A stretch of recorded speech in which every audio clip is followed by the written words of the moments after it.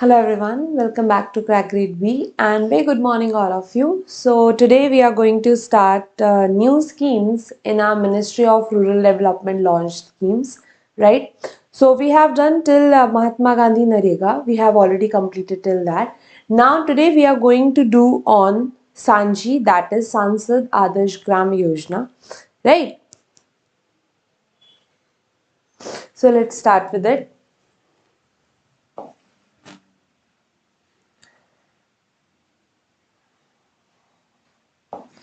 See, we all know that Sansad Adarsh Gram Yojna or the Sanji Yojna, why it has been started.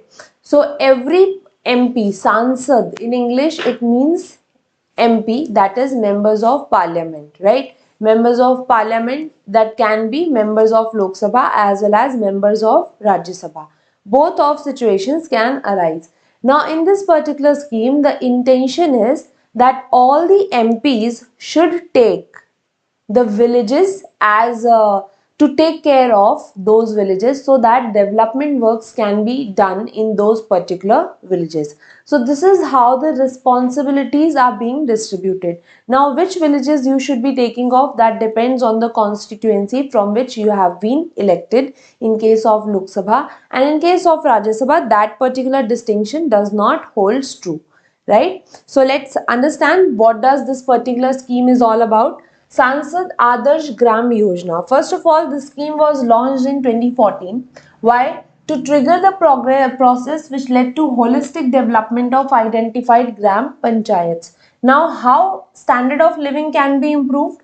Basic amenities, higher productivity, better livelihood opportunities, reduced disparities, wider social mobilization, 100% immunization, institutional delivery, reduced infant mortality rate, maternal mortality rate, reduction in malnutrition among children. These are all the objectives. So the sense over here is all kinds of development should take place in the villages which are belonging to Sansads. Now, to generate models of local level development and effective local governance which can motivate and inspire neighboring grand panchayats as well. Now, what are the features?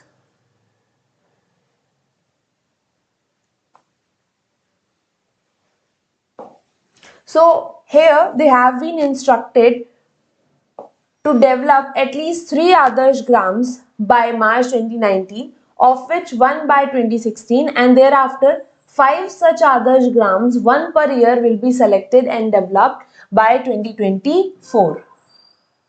That means in between 2019 to 24, these are the 5 years for which MPs have been elected. So 1 gram panchayat every year you have to develop on these particular objectives.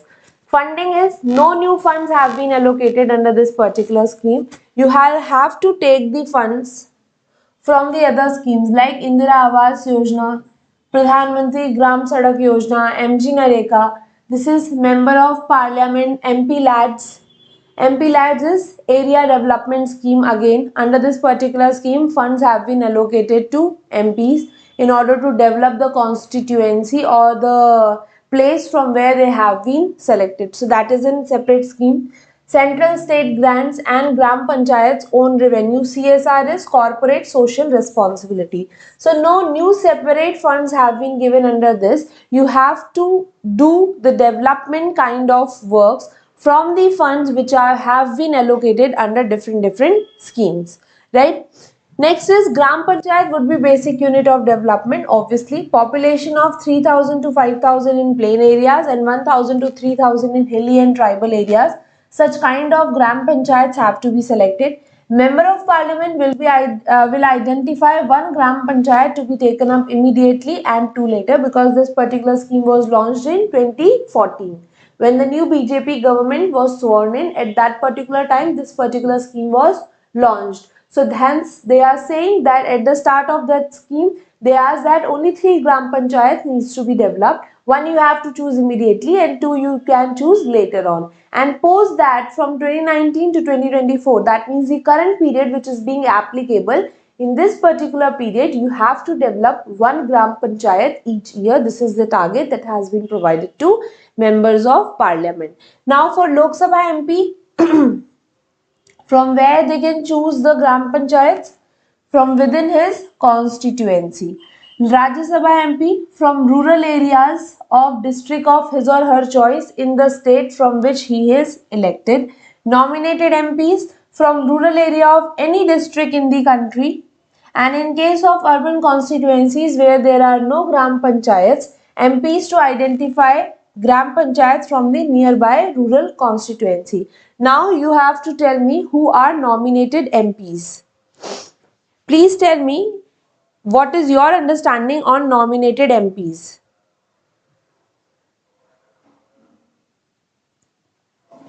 Do you know the differentiation between nominated MPs and like Rajya Sabha MPs? Who are Rajya Sabha MPs?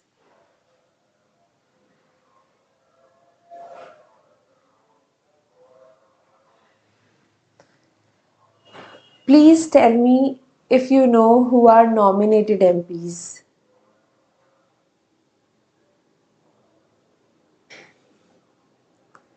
Okay, let me tell you.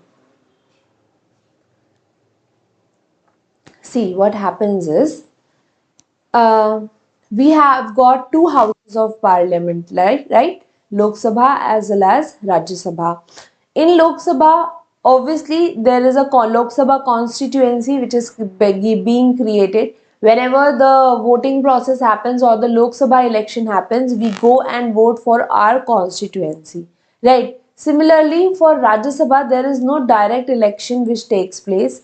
Every Rajya Sabha member is a representative of a state. He gets elected by the assemblies of the state and he is being sent to Rajya Sabha. So this is the process of election of Rajya Sabha member of parliament. Then who are nominated MPs? So nominated MPs are few people from who have got distinguished or who has given distinguished service in the fields of science, art, literature or anything it might be, right? So these people are selected by president and then these people are nominated in order to become a part of your Rajya Sabha. So there are 12 people who get nominated for Rajya Sabha, like your Sachin Tendulkar, Rekha, all of them, they have not fought any kind of election, but they have been nominated. So these are the nominated members of parliament, right? So this is how the Sansad Adarsh Gram Yojna will work. Now moving on to our next important scheme, that is DAY NRLM. It has got its urban counterpart as well, that means DAY NULM. NRLM is National Rural Livelihood Mission, NULM is National Urban Livelihood Mission. Now what is the intention of this particular mission is, I'll tell you. So what happens is, see, in order to be developed or in order to raise the standard of living, what is important is the residents of villages, they should be able to form economic opportunities for themselves only. So if I tell you the summary of this particular mission, they want to promote the self-help groups. Self-help groups, in short SHGs. So these SHGs is, what are these? So these are the combination of 10 to 20 individuals, right? So these individuals come together, they pool in their resources, they pool in their mind, and then they carry out certain productive activity. Government wants to support these groups because obviously government cannot provide employment for everyone. So government wants that even at the basic village level, every person should be self-employed, and this is the mission which supports this vision of government. So you will see in this particular mission that government is trying to provide loans, government is trying to provide working capital, government is also giving upliftment for the what you can say, the disadvantaged section of our society, like there is a separate provision for SC/ST and the disabled people over here. So every section of the population have been taken care of. The finance related needs have been taken care of, and hence this particular scheme wants to promote the self-help group formation as well as flourishment in India, right? So now let's see what does this scheme is all about. So this scheme has been titled as National Rural Livelihoods Mission in the year 2011. It is a centrally sponsored scheme. What is the meaning of centrally sponsored scheme, which I have told you? Many people must be watching it for the first time, so I want to ask that what is the meaning of centrally sponsored scheme that I have already told you? What do you understand by centrally sponsored scheme? You will many times whenever we'll be reading about schemes, you will hear about two things. One is central sector scheme and the other one is centrally sponsored scheme. Centrally sponsored scheme means the funds which are being provided over here will be shared between central and the state government. Next thing is implementation will be through your state governments, right? Whereas in your central sector scheme, implementation will also be by union government as well as funds will also be provided by your union government only, right? So it has been launched in the year, it was titled as NRLM in the year 2011. Then in 2016, it got renamed as Deen Dayal Antyodaya Yojna National Rural Livelihood Mission. Obviously, government got changed, so name also got replaced. What is the aim of this particular scheme is mobilizing 10 crores rural poor households into self-help groups in a phased manner and provide them long-term support to diversify their livelihood, improve their income and quality of life, right? Mission seeks to achieve its objective through investing in four components. One is social mobilization and promotion of self-managed and financially sustainable community institution. Next is financial inclusion, sustainable livelihoods as well as the social inclusion. Financial inclusion, I have already explained you the meaning of financial inclusion. The meaning of social inclusion means social inclusion is when you try to include the disadvantaged sections of your society into a what you can say mainstream field. This is called as the social inclusion, where there is no barrier of caste and creed and everyone has been given the equal opportunities to develop in a community based institution. Now let's see values of mission quickly, where we can see inclusion of the poorest, transparency and accountability, ownership and key role of the poor, and community self-reliance, right?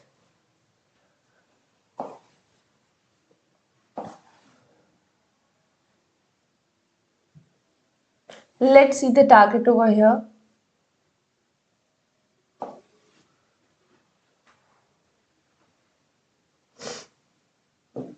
The mission is expected to saturate mobilization of all rural poor households by 2023 and 24. This has been expected that the intention of developing 10 crore rural poor families into self-help group formation will be achieved by 2023 and 24. This is the aim. Now, Ministry has envisioned livelihood support to 25 million rural SSG women's.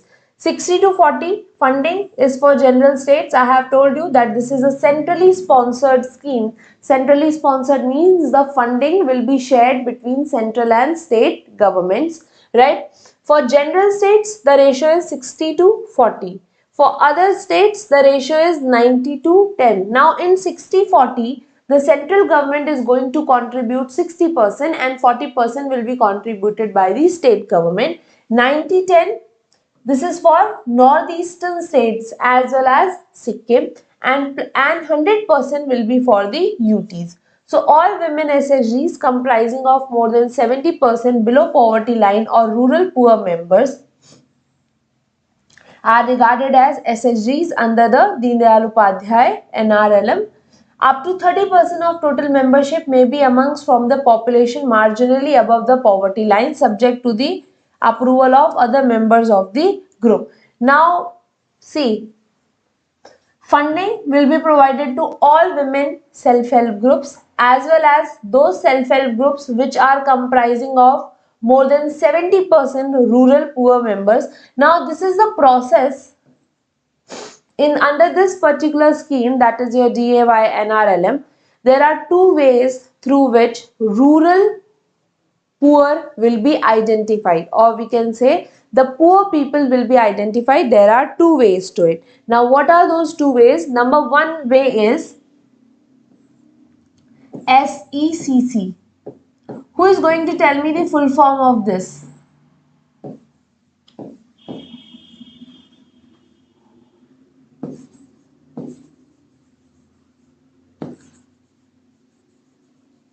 Who is going to tell me the full form of this?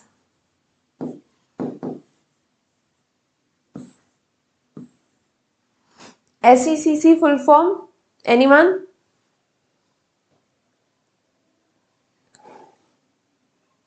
SECC full form. Anyone would like to try? What is the full form of SECC? Yes, very good. Socio-economic and caste census. When this was done last, SECC, when it was done last and which year it was done? So we have got the data of which year?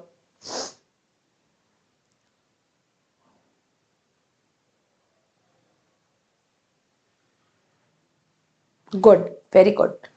2011, right? So we have got socio-economic caste census. Socio-economic caste census aims to gather population data on the basis of caste on the basis of poverty levels. Hence, it has been called as the socio-economic caste census. So one way of identifying poor is obviously through this particular census that we have the data for 2011. And next is this process of participatory identification of poor. Participatory identification of poor is a method where community is get involved, where the rural people or the rural people decide among themselves that who is the poor. See, sometimes it also happens that poverty is not a bondage of sometimes it's not a bondage of caste, right? Sometimes it can prevail even in the upper castes as well. Well, not sometimes, it happens generally. So poverty, we cannot divide poverty on the basis of caste or religion, because this is not a caste or religion based phenomena. Even the so-called upper caste, they can also face the poverty like situation. So hence, in order to be inclusive, this scheme says that we are going to identify poor even apart from the caste factor. We are going to take the data from the rural members of village itself. They themselves are going to decide that who is poor in our community, right? And then this particular decision will be verified by your Gram Panchayat. So have you understood? Yes. Have you understood the process of PIP, participatory identification of poor? That means the community itself decides that who all are the poor in our community, and then this particular decision is verified by Gram Panchayat, and that's how the government can what you can say provide support to all those who are poor but who does not feature in the SECC or the socio-economic caste census, right? So that's what they are saying over here. Just see.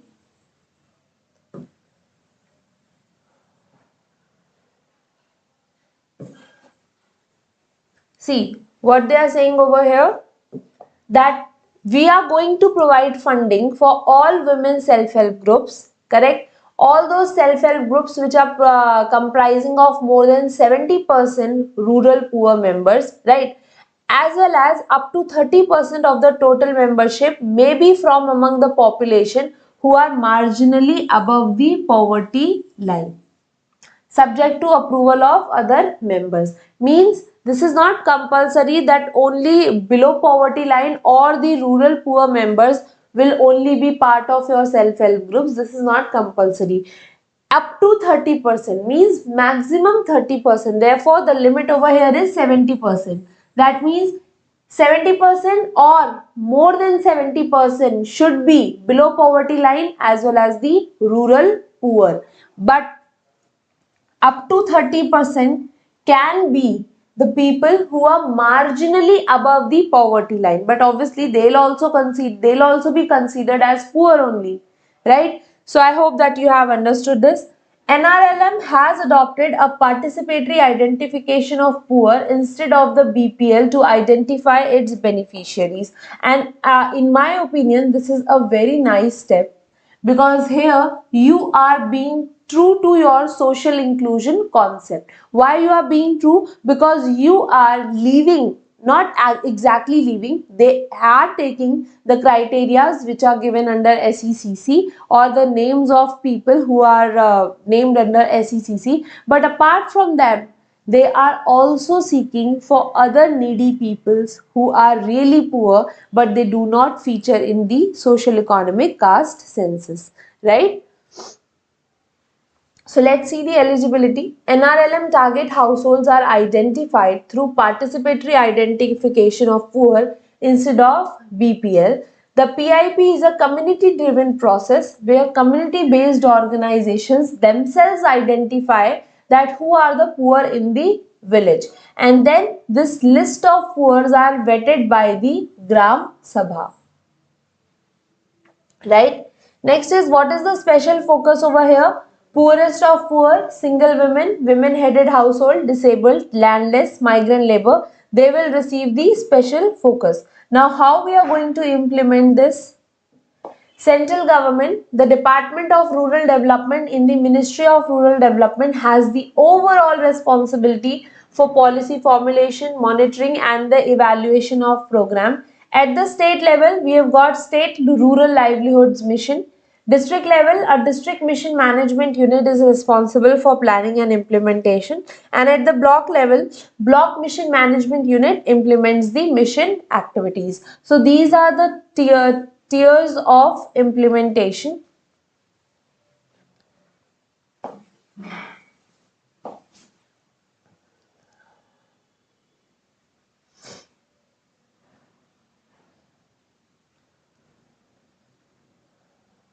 Now we will see how the funding related support is being provided under your NRLM. Let's understand what are the key features of this particular scheme. I would like that all of your attention should be here. So, universal social mobilization. First, it would ensure that adequate coverage of vulnerable section of the society is happening. So, it ensures that 50% of our beneficiaries are SC and STs, and next 15% are minorities and 3% are the persons with disability, while keeping in view the ultimate target of 100% coverage of all the households under automatically included criteria with at least one deprivation criteria as per socio-economic caste census. So you are taking socio-economic caste census as well here in the criteria. You are taking PIP as also your criteria. So you are being totally inclusive. Apart from that, you have the target that at least 50% of beneficiaries will be belonging to SC/ST category. Next is participatory identification of poor. We have already read this. The household identified with at least one deprivation criteria along with households identified through the PIP process will be accepted as the, see, focus over here, along with. So both the criteria will be working simultaneously. They will be accepted as DAY NRLM target group and will be eligible for all the benefits under the program. Just wait for a second.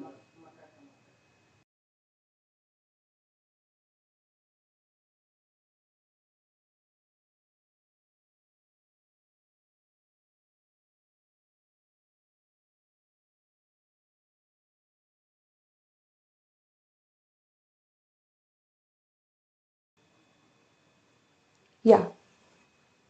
So the list finalized after PIP process will be vetted by Gram Sabha and approved by the Gram Panchayat. So obviously, if the community says this particular person is poor, we need to take the approval of someone responsible. So first tier will be the Gram Sabha, and ultimately it is the Gram Panchayat who is going to approve that okay, the list of poor which is given by the community is true and hence it can be included under the NRLM targets.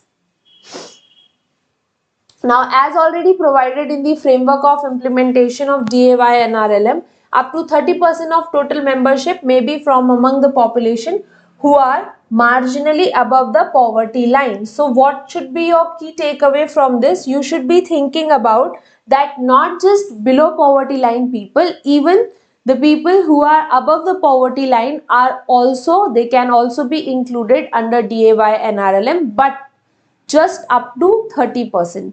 Their membership cannot be more than 30%. Now next is this 30% also includes poor households whose name does not figure in the SEC list, but they are identified as poor in your PIP process as well. Now promotion of institutions of poor, they would promote specialized institutions like livelihood collectives, producers cooperatives for livelihood promotion through deriving economies of scale. Now producers corporation, technology market, backward forward linkages, access to information, all of it will be provided to such self-help groups. Now what is this backward and forward linkages? Backward and forward linkages means suppose you are making a product, right? So you should be having the linkage with the producer and with the inputs who all are providing you the inputs. Apart from that, you are also having the linkage within the warehouse where you are keeping your product, in the hands of seller who are selling your product. So backward and forward linkages means these are the processes or the stages through which the product of yours passes. So this is you with your product. Backward linkages means you are having linkages with all the things which are related to raw material or the inputs which are important for making your product. And forward linkages means the marketing channels or the selling channels with whom you are into relation. Right? Next thing, strengthening all existing SSGs and federations of the poor. There are existing institutions of poor women who have been formed by government efforts. So this is not the case that whenever you have come up with a new scheme, you should be forgetting about the institutions which are already in place. So this particular scheme also focuses that whatever institutions of women which have already been formed, we are going to support them as well. The focus will be on the training, capacity building as well as the skill building so that livelihoods can be improved. Now talking about funding. Everything else is just the complementary. I guess this is the most important part of your scheme. Number one is revolving fund and community investment support fund. Now, what is a revolving fund? So, revolving fund is the true meaning of revolving fund. Normally, it is for working capital, your working capital support. But suppose there are 10,000 rupees in your revolving fund.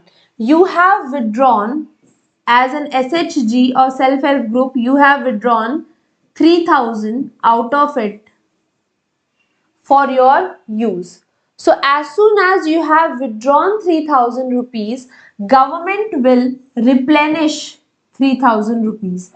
Replenish means government will again add 3,000 rupees to this fund, making it at a static level of 10,000. Means at all times, even if you withdraw 3,000, at all times the fund will be at 10,000 only. So this is called as revolving fund. Revolving fund is for the working capital needs, means the day-to-day needs which will be required by the self-help group. So in order to support that, this particular thing has been made. Now see revolving fund. Under DAY NRLM, it would provide revolving fund support to the self-help groups in existence for a minimum period of 3 or 6 months and follow the norms of good SSGs, that they follow Panch Sutra. Now, not to everyone. First, they have mentioned the time limit that you should be at least 3 months or 6 months old. Depending on the time period, your funding eligibility will also be impacted.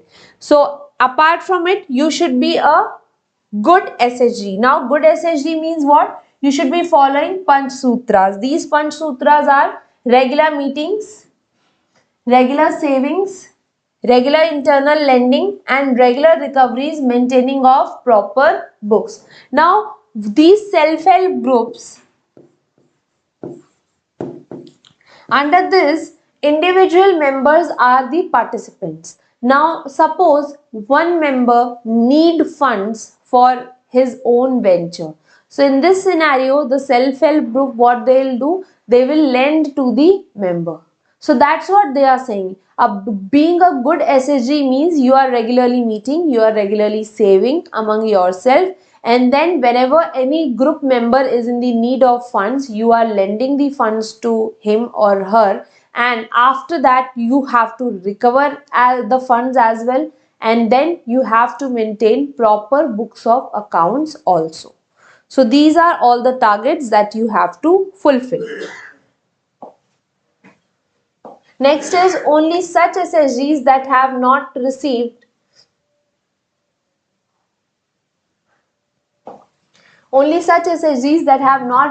any revolving fund earlier would be provided with the revolving fund as a corpus with a minimum of 10,000 and up to a maximum of 15,000 per self-help group. The purpose, now this, what will be the limit? That depends on the timing for which you have been into existence, right? And whether you have been following all the criterias or not. The purpose of revolving fund is to strengthen their institutional and financial management capacity. No capital subsidy will be sanctioned to any SSGs from the date of implementation of DAY NRLM. Means once the NRLM have been implemented, after that we are going to follow all the rules and regulations under NRLM only.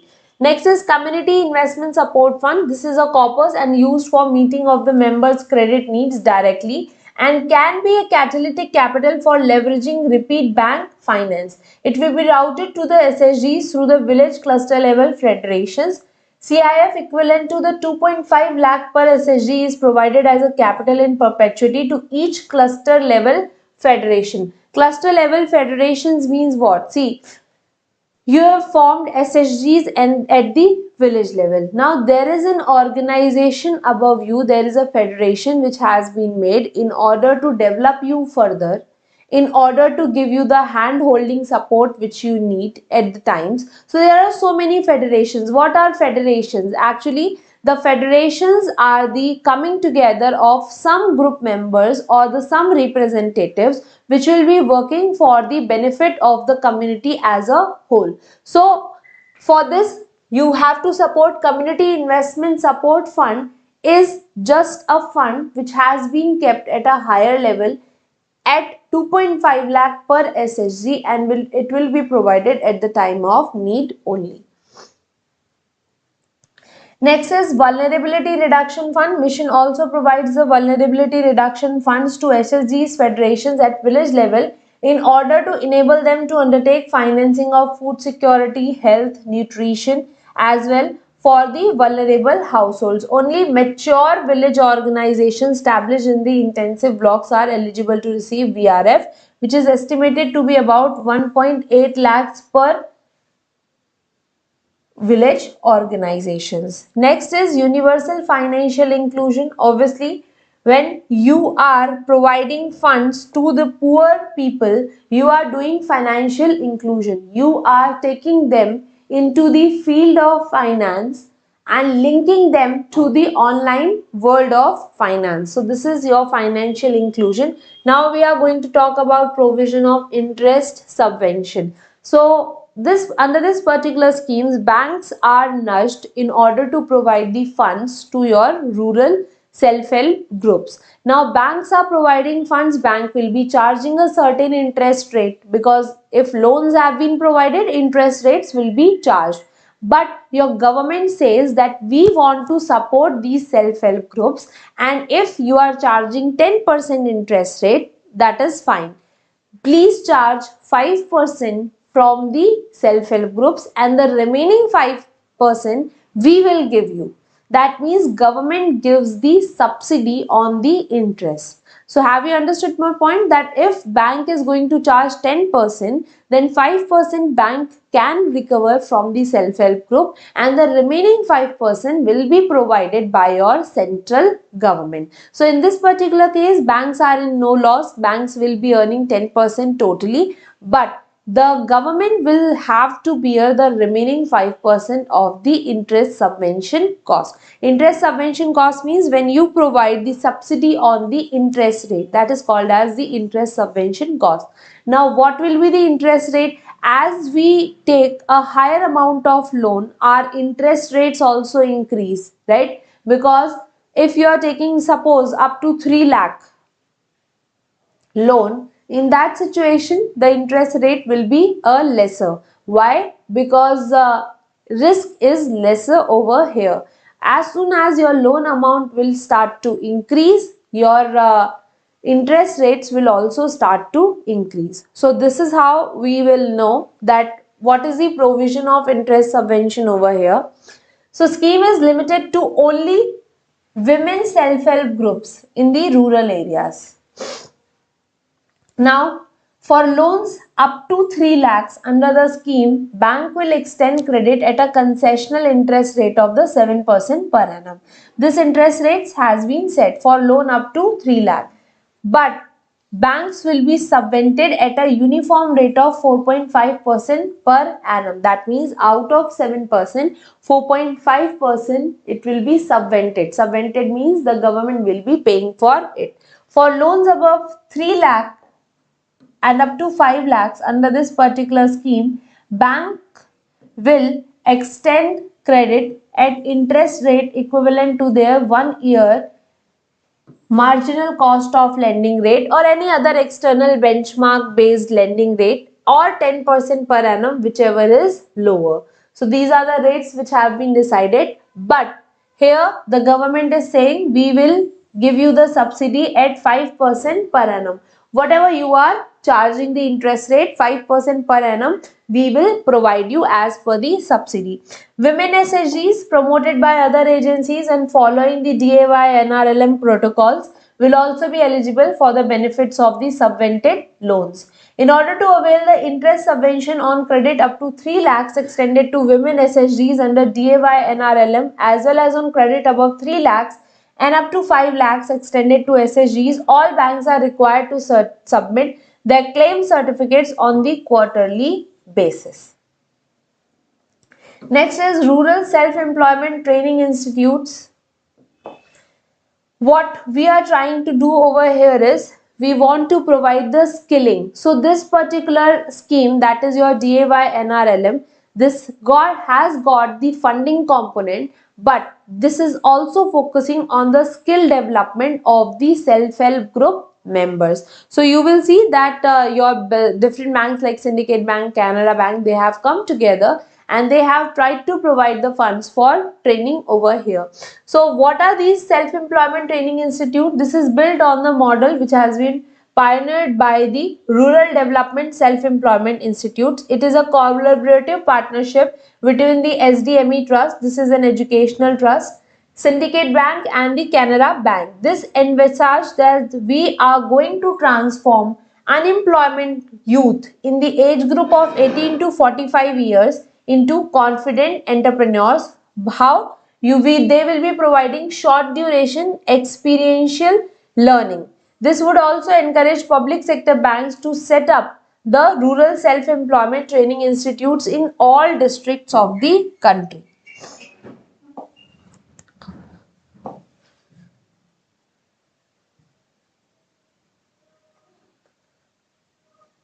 Next, Talking about the each sponsors bank. So sponsor bank having lead bank responsibility is provided a grant of 1 crore for construction of building of the your training institute in a district, beside reimbursing the cost of training of rural poor youth by the Ministry of Rural Development. This grant of 1 crore is released in two equal installments of 50 lakh each.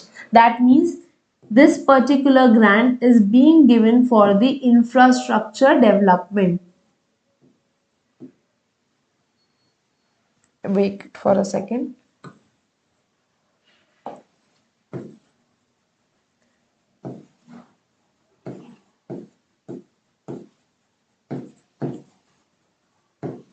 Right? So infrastructure development is also a component over here.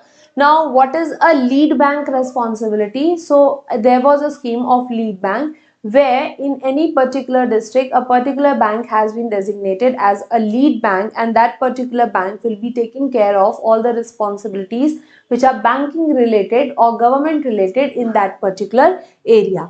So next is your women SSGs and their federations. Women SSGs under DA by NRLM consist of 10 to 20%. This is the minimum criteria, but if the area is tribal or hilly where not so many women are coming together, then minimum of 5% will also be eligible. Only for groups to be formed with persons with disabilities and other special categories like elders, transgenders, DAY and RLM will have both men and women in the self-help groups. Otherwise, there are women SSGs separately and other category, that is men related SSGs, are separate. But these are the special need categories like elders, transgenders. For them, men and women can both become part of the self-help groups. Now, what are the criteria for SSGs to avail loans? See, SSG should be in active existence for at least last 6 months as per the books of accounts. SSG should be practicing Panch Sutras. We have already read Panch Sutras, that is meeting, saving, lending as well as repayments up to date of books of accounts. Now here I would like to ask you one question. The point which I have told you, interest subvention. What kind of SSGs are eligible for interest subvention? Please tell me. What kind of SSGs are eligible for interest subvention?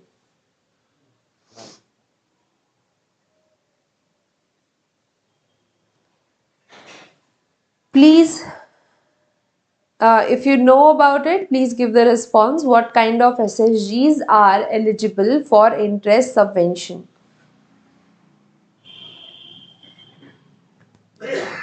Anyone?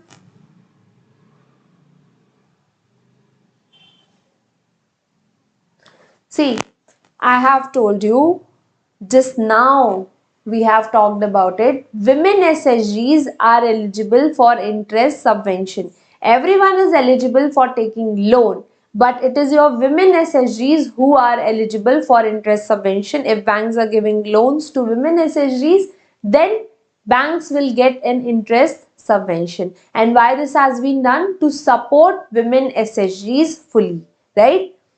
Now see over here. Let's see the eligibility criteria for other SSGs. So you have to be in existence for 6 months. You should be qualified as per grading norms which are fixed by NABARD. Grading norms means just like your credit ratings and all those things happen. Grading means they want to see that what are your performances related to Panch Sutras, right? Next is existing defunct SSGs are also eligible for credit if they are revived and continue to be active for a minimum period of 3 months. Willful defaulters will not be financed under DAY NRLM. What is the purpose of loan?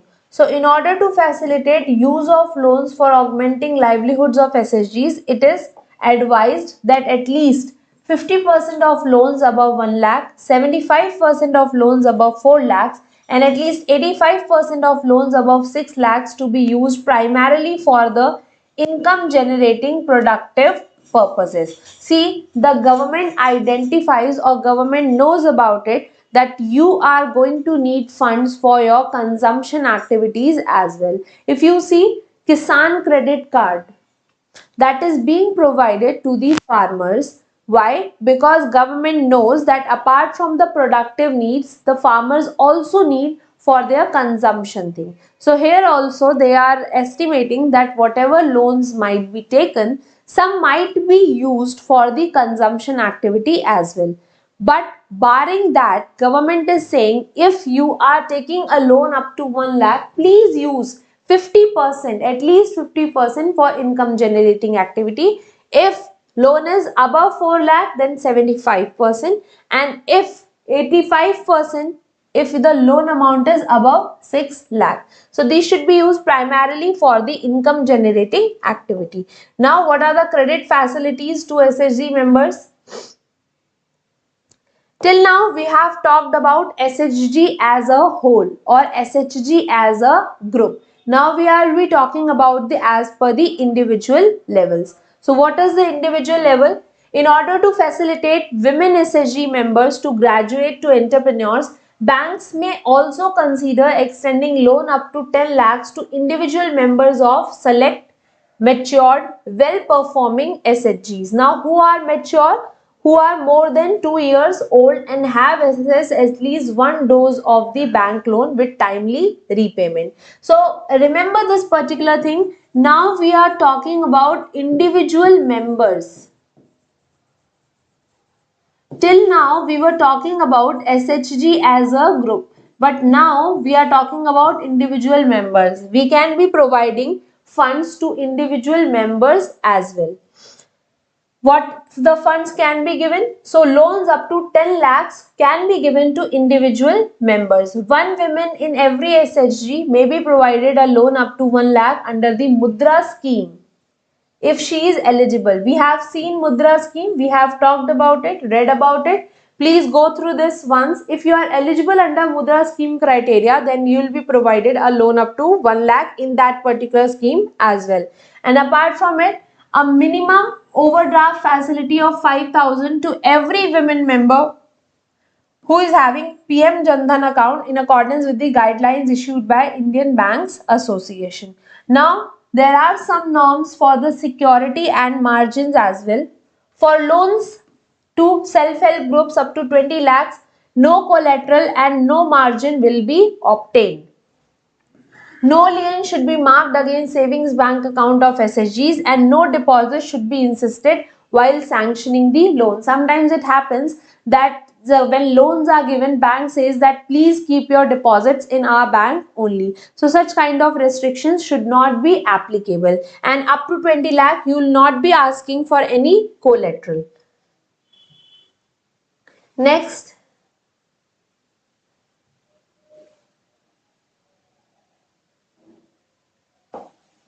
for loans to SSGs which are above 20 lakhs, a margin not exceeding 10% of loan amount may be obtained as per the bank's approved loan policy. Ministry of Rural Development has also launched an initiative on creating Lakhpati's SSGs to enable rural women to at least 1 lakh per annum. So these names of this short provisions or short schemes, you should be remembering them. Please do not forget them. And what is supervision and monitoring of scheme? State level bankers committee, district level coordination committee and block level bankers committee will be supervising the loans and etc. which are being given under this particular scheme. So please remember the obviously the norms which are related to the funding. As a group level, what are the funding norms? As individual level, what are the funding norms and what are the relationship with the margin money as well as the collateral? So this is the scheme which we have completed. Now there are few sub schemes as well into your DAY NRLM, but we will be reading about them in our next class. I hope that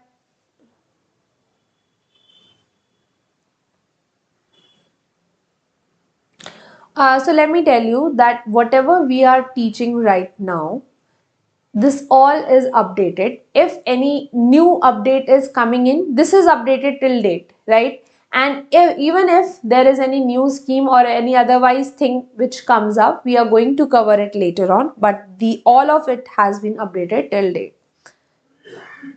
So with this, I'll be wrapping up this session. Thank you so much for attending, and if you liked it, then please do not forget to like the video.